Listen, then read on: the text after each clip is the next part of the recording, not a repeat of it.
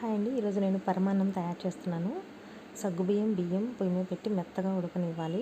ఈలోపు మనం యాలకుల పొడి, జీడిపప్పు, కిస్మిస్లు కూడా రెడీగా పెట్టుకుందాం. ఇవి ఉడుకుతున్న అన్నంలో చిటికెడు కల్లుప్పు, యాలకుల పొడి వేసి ఉడకనివ్వాలి. కల్లుప్పు ఎందుకు వేస్తారంటే టేస్ట్ కోసం వేస్తారు. ఈలోపు మనం జీడిపప్పు, కిస్మిస్లు ఫ్రై చేసి రెడీగా పెట్టుకున్నాం. దాని తర్వాత బెల్లం కూడా రెడీగా మెత్తగా స్మాష్ చేసి ఉడుకుతున్న అన్నంలో వేసి ఇలా కలపాలి. మనం వేసుకున్న బెల్లం గడ్డలు లేకుండా మెత్తగా కరిగిపోయి అన్నం మెత్తగా ఉడికిన తర్వాత మాత్రమే పాలు వేసుకోవాలి. పాలు వేసుకున్న తర్వాత చూడండి ఇలా పొంగు వస్తుందో, ఇలా పొంగుగా రావాలన్నమాట.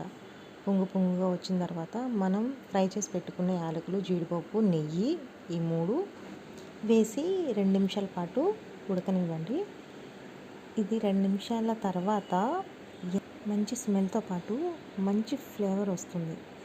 అది చూసారా, ఆ కలర్ చేంజ్ అయిపోయి చిక్కగా తయారయ్యి ఎంత టేస్టీగా ఉంటుందంటే అది తింటూ ఆస్వాదించే వాళ్ళకి మాత్రమే తెలుస్తుంది.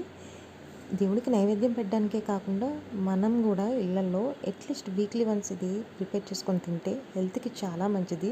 మీరు ఇంట్లో జంక్ ఫుడ్స్ ప్రిపేర్ చేయకుండా ఇలాంటి హెల్తీ ఫుడ్ ప్రిపేర్ చేసి ఇంట్లో వాళ్ళందరికీ పెడితే ఇంట్లో వాళ్ళందరి హెల్త్ చాలా బాగుంటుంది.